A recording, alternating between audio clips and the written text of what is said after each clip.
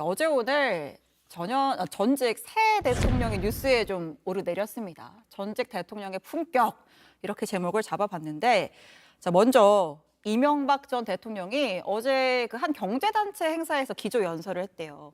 저희가 영상을 준비하진 못했는데 연설에서 이런 말을 했다고 합니다. 자, 수년 동안 오지 여행을 하느라 여러분들을 볼 수가 없었다. 수년간의 오지 여행, 그러니까 수감 생활을 여행에 이제 빗대어서 이야기를 한 건데 물론 뭐 농담이었겠죠. 농담처럼 한 얘기였을 것이고 뭐 현장에서 웃음도 나왔다고는 하나 이제 사면 후 첫 이제 공식 연설이었던 만큼 좀 성찰과 반성이 있었으면 좋았겠다. 이런 아쉬움도 좀 있는 것 같아요. 근데 또 너무 무겁게 가는 것도 그리고 이제 이명박 전 대통령이 수감 생활을 오랫동안 했던 것도 너무 잘 알고 있는 사실이기 때문에 이제 저 자리에서 너무 무겁게 갑자기 반성과 성찰을 하는 자리는 아니었다고 보거든요.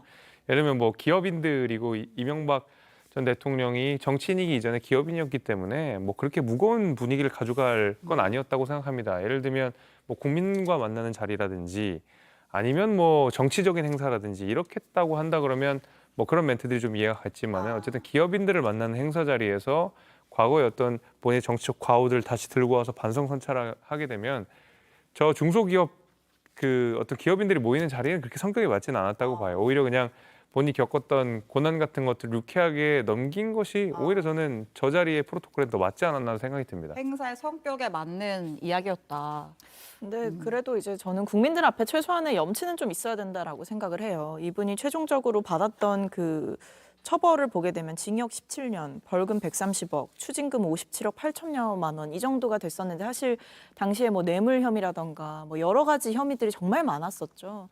그렇기 때문에 저는 전직 대통령으로서도 그렇고 또 한 명의 전직 대통령으로서 갖는 그 무게감을 생각하고 당시에 이제 국민들께 끼쳤던 실망과 상처 이런 것들을 생각한다면 저렇게 저 시간을 저렇게 웃으면서 농담처럼 얘기할 건 아니지 않았나 이런 생각이 듭니다. 최소한의 염치가 있다면 죄송하다라는 말 정도는 할 수 있는 거 아닌가라는 생각도 드네요. 알겠습니다. 또 이제 시청자분들이 또 어떻게 판단하실지도 좀 궁금하고요.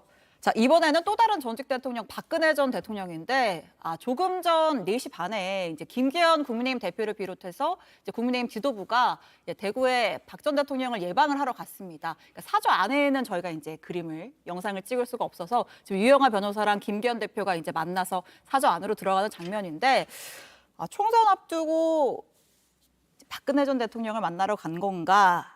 여권을 결집하려는 뭐 그런 의도가 있는 건가? 뭐 여러 가지 해석이 나옵니다. 근데 지난번에 그때 한 8월이었던 것 같아요. 그때 이제 박 전 대통령이 이제 박정희 부친 박정희 전 대통령 생가 갔을 때 이제 현실 정치권과 좀 선근 듯한 멘트를 했었거든요. 그 장면 잠깐 보고 이어가겠습니다. 아버지 생가 방문한 지도 좀 오래돼서 사실은 그 전에 좀 더 일찍 방문하려고 했는데 좀 사정이 있어갖고 조금 늦어졌어요. 친박계 전 의원들 중심으로 TK 출마설 나오는데요. 인터뷰가 있었잖아요. 거기 나온 내용 그대로입니다. 그 인터뷰가 있었는데 그 내용 그대로다. 그러니까 나는 이제 현실 정치에 개입 안 한다는 취지의 그런 유영하 변호사 인터뷰였거든요.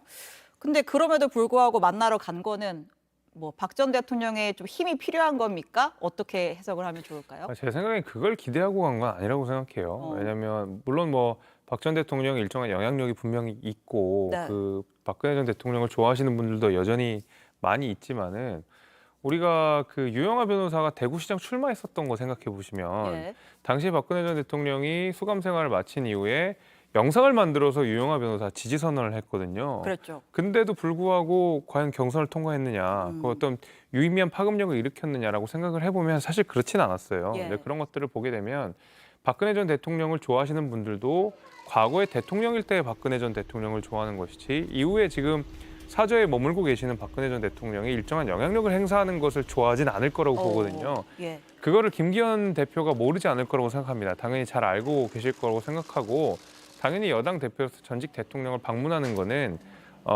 저는 이제 도의적으로는 늘 예우 있는 차원이다. 예우 차원에서 늘 예. 있는 거고 어떤 일정한 정치적인 영향력을 행사해서 총선에 유의미한 효과를 거두겠다라는 생각이 머리에 깔려 있지는 않을 거라고 봅니다.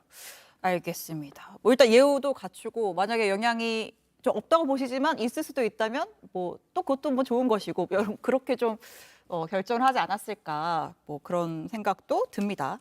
자, 마지막 전직 대통령 문재인 전 대통령 얘기도 좀 해보죠. 저희가 사진을 준비했는데 뭐 어제 기사가 많이 났잖아요. 이제 평산책 방과 평산책 빵이 있습니다. 평산책 방은 이제 문재인 전 대통령이 사저 근처에서 하는 책방이고 100m 거리에 한 시민이 평산책 빵이라고 하는 빵집을 열려고 한다는 거예요. 그래서 어떤 집이냐 이러고 얘기를 들어보니까 원래 경주에서 이제 빵집 하시던 분이 우리 가게는 이제 평산책 방이랑은 아무 관련이 없고 그냥 평범한 시민이 하는 가게인데 재미있게 좀 봐주세요 이러면서 이제 빵집 개업 준비를 하고 있다는 거죠. 근데 이제 평산책 방의 관계자가 조금 오해 살까봐 걱정된다. 어떤 오해를 걱정하는 겁니까? 그러니까 이게 얼핏 보면은 네. 이제 문재인 전 대통령께서 평산 책방을 연 것에 이어서 예. 평산 책빵까지 하는 것이냐 이렇게 오해하실 둘 수도 다, 있을 것 같아요. 음. 왜냐하면 우리야 이렇게 그 내면을 다 속속들이 들여다보고 있지만 일단 네. 상호가 너무나 비슷하기 때문에 음.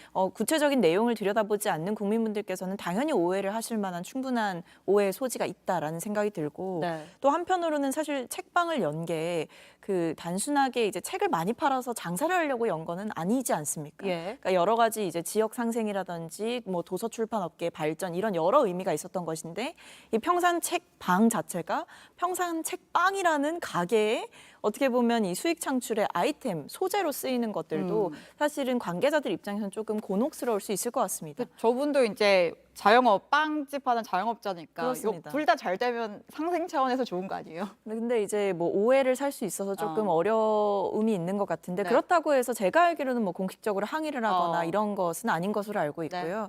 다만 그냥 좀 여러 가지 면에서 곤혹스러워하는 정도인 것 같고 아무래도 사업을 하는 게 개인의 자유이다 보니까 네. 이 부분에 대해서 평산책방 관계자들이 무언가 얘기를 할 수 있는 상황은 아닌 것 같습니다. 알겠습니다. 자, 3명의 전직 대통령의 최근 행보, 네, 뭐 관련 이야기를 짚어봤고요.